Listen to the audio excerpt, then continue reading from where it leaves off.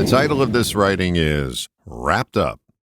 The Grasshopper left me this quote one day: "Ego, all wrapped up in whom I'm not." What makes us what we are not more than our thoughts? The universal mistake we make is identifying ourselves with our thoughts we have in our head. We take ownership of them and identify ourselves with them. We don't really own the thoughts. They own us. We get all wrapped up in them and we mistake them for who we are. Because you're thinking you are this or that doesn't mean that you really are this or that. You just think you are.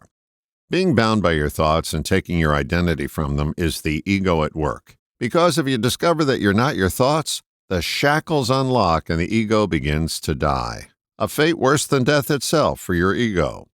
Your ego-driven mind will do everything in its power to stay alive and keep you believing in the illusion that you are your thoughts. It never wants you to know that you only rent those thoughts and that there are millions of other places you can rent.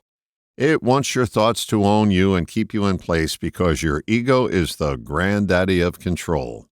You're being controlled by something that's invested in keeping you stuck. It doesn't want you to move. It hates losing a tenant because a vacant mind is its worst enemy. So the message is this: unwrap yourself and find out that you are more than your thoughts. When you make this discovery, I won't promise you that it'll all be hearts and flowers for the rest of your journey, but you will begin to recognize that you've been confusing the wrapping paper with the gift.